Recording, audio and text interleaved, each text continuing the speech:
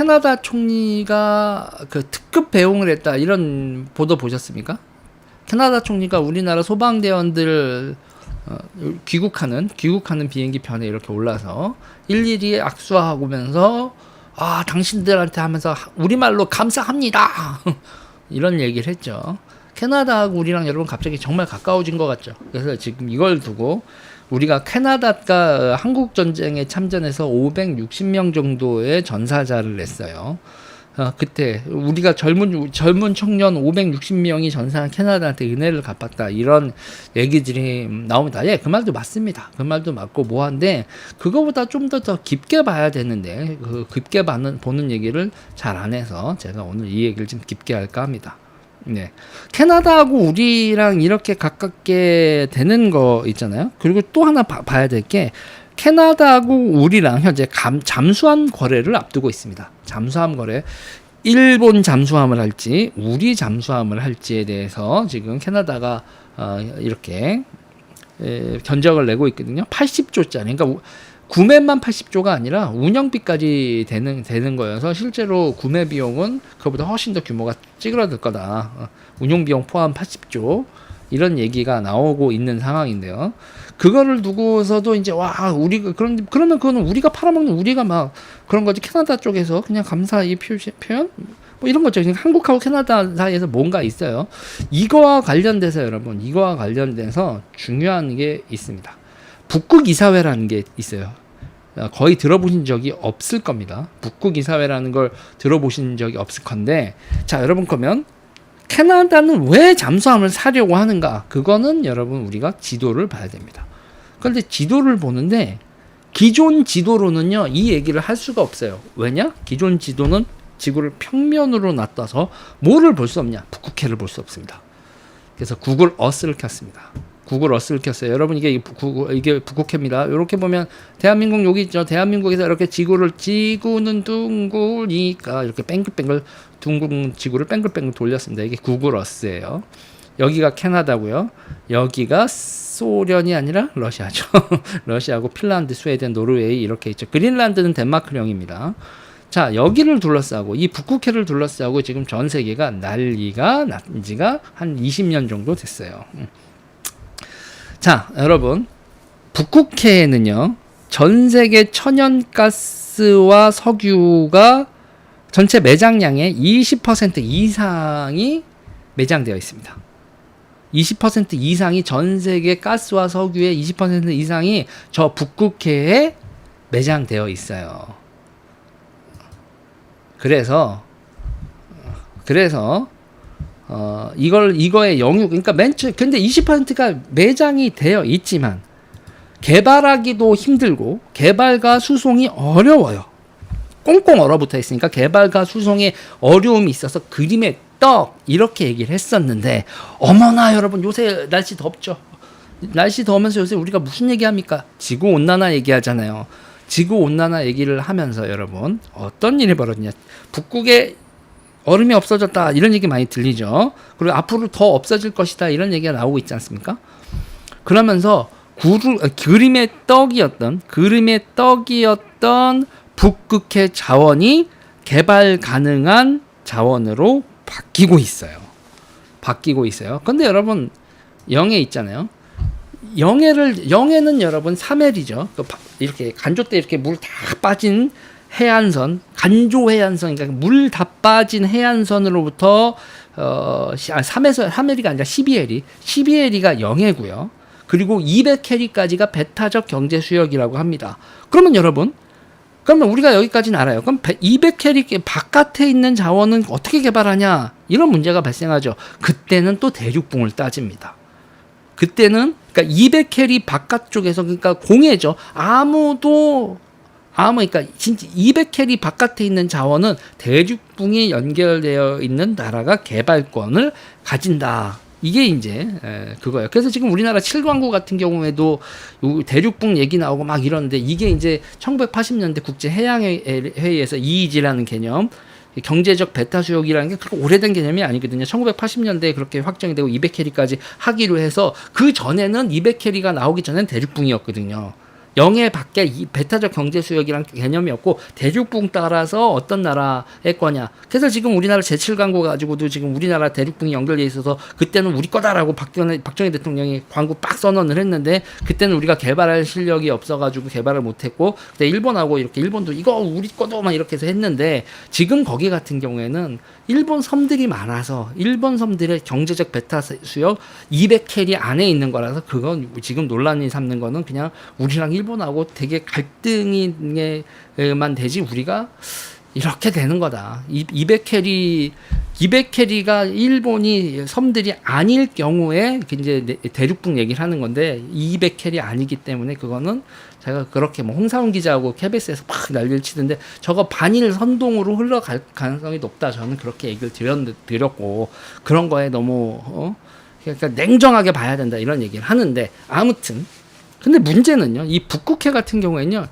각 나라의 200캐리를 빼놓고도 여기 보시면 여러분 깊은 바다가 있지만 이게 문제는 이 북극해가요. 대륙붕이 너무 많아요. 여기 깊은 바다가 여러분 얼마 안 되고 여기 바다 있죠. 바다 색깔 보면 이게 바다 깊이거든요. 이거 얇은 바다가 많아서 각 나라의 200캐리 밖에서도 대륙붕들 많고 거기서도 자원을 개발할 수 있는 여지가 되게 많습니다. 그래서 여러분 이게 지금 시끄러워요. 그러면서 요거 같은 경우에도 캐나다, 유엔의 러시아, 덴마크 상대 북해 영유권 공식 제기 요렇게 2019년 기사입니다. 캐나다는 야 여기 우리 거야라고 우리 거야 여기 대륙붕 이렇게 해서 대륙붕 저거 연구하는 데만 1,000억 이상 캐나다 달러로 1년에 1억 캐나다 달러면 얼마야? 890억, 900억 뭐 환율 따라서 1,000억 정도 되는 건데 그 정도씩 쏟아 부으면서 대륙붕 연구를 하고 있습니다. 뭐 마찬가지죠. 러시아도 막 주장을 하고 있고 그렇습니다. 이렇게 돼요. 그러면서 이제 여러분 우리가 보면은 재밌던 뉴스 또 2019년에 또 있어요. 뭐냐면 트럼프가 이렇게 얘기했어요. 그린란드 팔아요. 그랬더니 덴마크가 안 팔아요. 이랬어요. 자, 그린란드 여러분, 그린란드는 다시 말해서 여기입니다. 요게 이렇게 돼서 러시아가 여러분 핵을 쏘면요 무슨 태평양 아니 북극해로 날아갑니다. 이렇게 북극해 뾰 이렇게 내서 여기 보면 이쪽에 이게 미국 여기가 이 워싱턴하고 여기 워싱턴 DC가 여러분 여기에요. 여기 뾰 하면 여기 워싱턴 DC 어머나 넘어갔나? 이렇게 리치먼드 워싱턴 DC 이렇게 되는데요. 이게 이렇게 러시아가 핵을 날리면요 여기 그린란드를 통과하고 가요. 이렇게 그린란드를 통과하고 가는데 이게 그린란드 통과하고 가가지고 뭐 여기다가 이제 미국이 여기 현재 이제 핵 감시하는 레이더 기지 미국 군사 기지는 그린란드에 현재 있는데 그거로 만족 못하고 트럼프가 이거 팔아라 그랬던 게 이유가 뭐냐면 야 어차피 덴마크 니네 여기서 이제 틈바구니에서 여기서 니네 200캐리 밖에 있는 자원은 뭐 그러고 우리한테 그냥 팔아 우리가 뭐 이런 거죠. 그러니까 덴마크가 트럼프 너무하네 안 팔아요 그랬던 이게 얘기가 나왔었어요. 자 지금 전 세계가 북극해를 두고 시끄러워요. 그리고 이제 여기서 보면 이제 우리나라의 세계 법제정보센터 이런 사이트가 있는데 여기서 보면 북극 대륙붕 경계 확대 심의할 2011년이에요. 러시아가 법을 만들면서 북극 대륙붕 경계를 이제 확장하려고 러시아가 막 주장을 막 난리가 아니에요. 이걸 두고 별 난리도 아니다. 이게 지금 상황입니다. 그리고 러시아가 어떤 짓을 하냐면요, 여기요. 저기 북극에 보면은 심해가 있잖아요. 바다 깊은 바다가 있지 않습니까? 여기 보면 이게 색깔 진해지는 구역 있죠? 여기 보면 색깔 진해지는 구역이 있는데 그 깊은 바다에 러시아가 뭔 짓을 했냐면 여러분 해저 4,000km에 바다 4,000m 가가지고 여기다 국기를 꼽았습니다. 여기 국기를 꼽았는데 이렇게 물론 여러분 천으로 되어 있는 거 아닙니다. 이거 타이타늄. 네. 해저 4,000m 들어가면은 쇠도 엔간하면 구부러지는데 그 잠수함을 타고 가가지고 유인 잠수함을 타고 가가지고 여기 우리 거 하고 바다 4,000m에다가 이렇게 깃발을 꽉 꼽았어요. 지금 이게 2007년 일입니다. 2007년에 이렇게 깃발 세빙선이라고 합니다. 세빙선은 러시아가 제일 많이 발달했다고 하죠. 이런 상태입니다. 그리고 이제 북극 예외주의라고, 북극은 이제 전 세계 패권 전쟁이나 이런 갈등에서 이제 바깥에 있다 그랬는데 그게 아니다. 이게 2023년 6월 13일, 그러니까 우리 한 달 전에 북극을 둘러싼 미국, 중국, 러시아 이렇게 패권주의. 그러니까 중국은 여기 왜 끼냐, 그러니까 중국이 이렇게 했어요. 근북극해 국가다 우리는. 그러니까 무슨 얘기예요? 북극해에는 지금 국경을 맞대고 있는 국가가 7개인데 7개인데 거기다가 갑자기 중국이 손들더니 우리는 거기가 국경이 없는데 우리가 가까운 북극해랑 가까운 국가니까 우리도 거기에 이래 끼래 갑자기 나왔죠. 하하.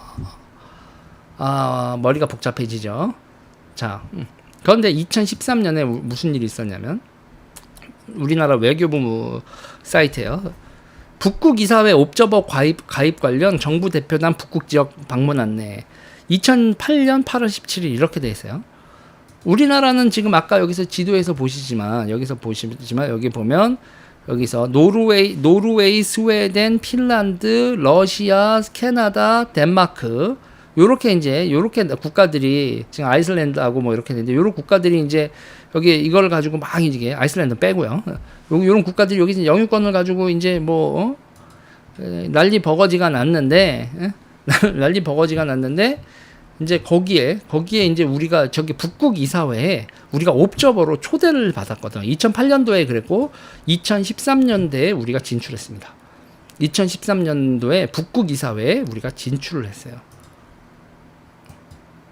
우리나라가 그러니까 북극 이사회는 1996년 오타와 선언 이후에 북극적 환경 보호 및 지속 가능한 발전을 논의하기 위해서 북극 이사회라는 걸 만든다 이렇게 했어요. 구성은 러시아, 노르웨이, 덴마크, 스웨덴, 캐나다, 미국, 핀란드 그리고 아이슬란드 요렇게 8개국 요렇게 돼 있는데 여기서 이제 아이슬란드 빼놓고 이 7개의 국가를 이제 영유권 주장을 하고 있는 국가 7개 하더라고요. 아이슬란드가 아직은 영유권 주장에 안 끼었어요. 거기서 이제 여기는 대륙붕하고 그런 게 이제 그런가 봐요. 그래서 이렇게 회원국 이렇게 돼 있는데 여기서 상시 참여 단체도 있고 옵저버가 있는데 이 옵저버에 대한민국이 됐어요. 그래서 옵저버 현황 한국, 영국, 프랑스, 독일, 네덜란드, 폴란드, 스페인, 중국, 이탈리아, 인도, 일본, 싱가포르, 스위스 이렇게가 옵저버 국가인데 우리나라가 2013년도에 저기를 진출을 했습니다. 그래서 저걸 2013년도에 저기를 우리가 옵저버를 끼는 순간 저것도 이게 살짝 국뽕이 와야 되는 겁니다, 여러분. 뭐냐면 우리가 미들 파워. 그러니까 강대국들이 있는데 그 강대국들 밑에 이것도 파워는 파워야.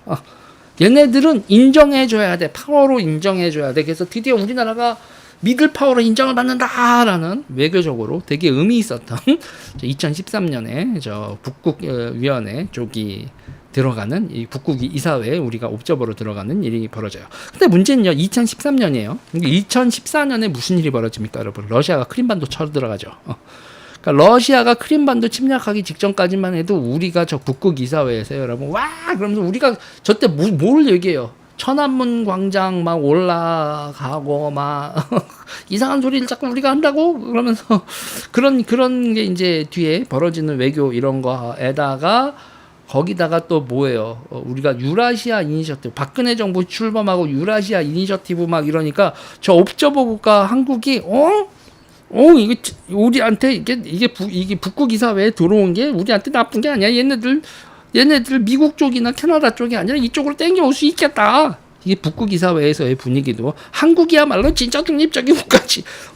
대가리 아파. 그랬었던 시츄에이션. MB가 외교 잘했는데 독도에 가요? 아이고야. 여러분.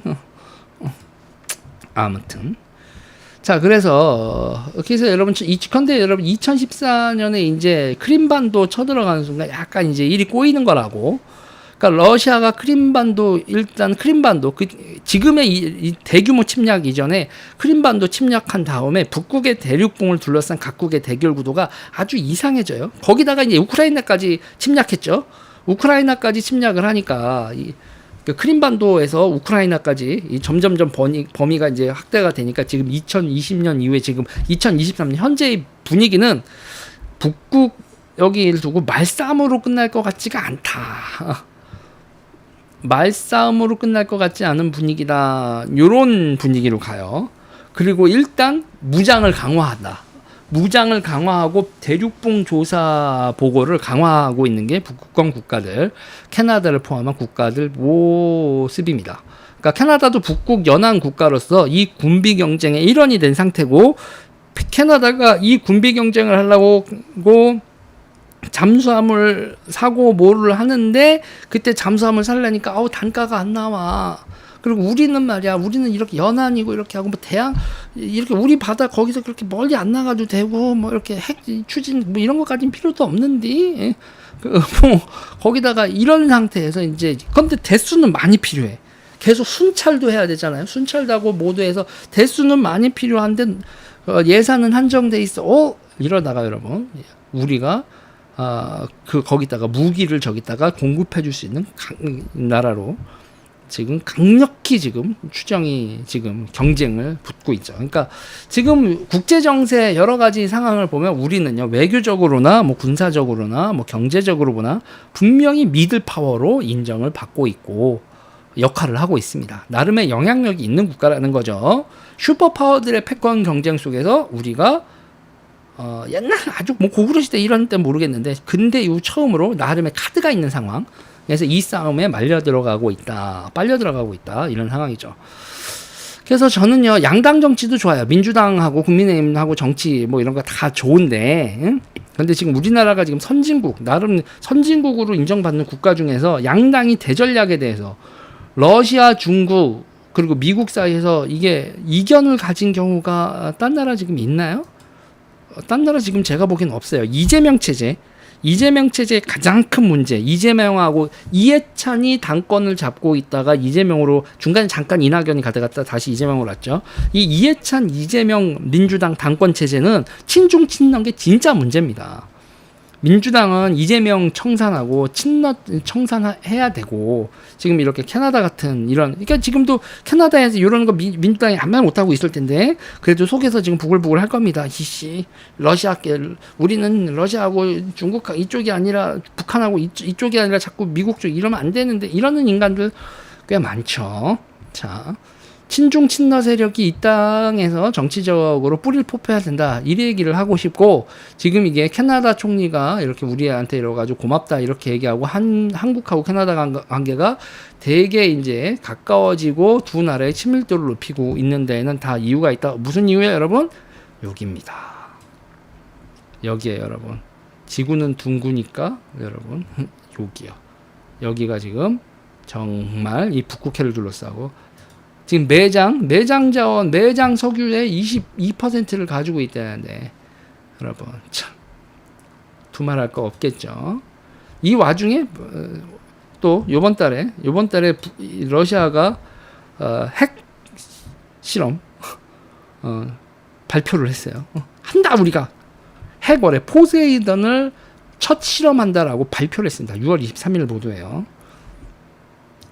바다 밑에서 어마어마한 규모의 핵폭탄을 터뜨려서 방사능 파도 정도가 아니라 방사능 해일이 해안 도시를 덮치게 만든다. 그래서 여러분 그 후쿠시마 해일 기억나시죠?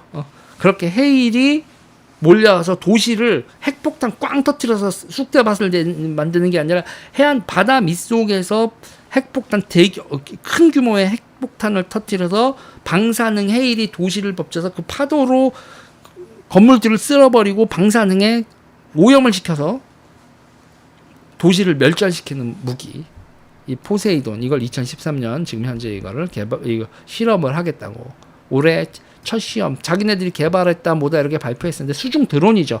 그러니까 1만 킬로미터를 바닷속에서 1만 킬로미터 가가지고 터지는 이 수중 드론,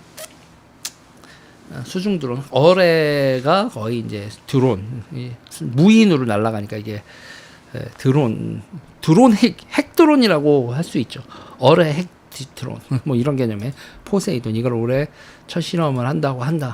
이런 와중에 우리가 캐나다랑 가까워지고 있는 거다. 네. 이거는 한번 여러분들한테 북극권 회의라든지 이런 거를 좀 말씀드리고 싶어서 오늘 뉴스들에서 어디서 이런 얘기를 했으면 제가 얘기를 안 했을 텐데 그냥 이거 보세요라고 소개시켜 드렸을 텐데 우리나라 언론에서 캐나다와 우리와 가까워지는 거하고 우리 캐나다가 잠수함을 구매하는 거에 대해서 심층적으로 다루는 데가 없길래 제가 여러분들에게 요런 게 또 국제 정세의 큰 흐름 중에 하나다라고 소개시켜 드리는 바입니다. 이 얘기 여기까지 하겠습니다.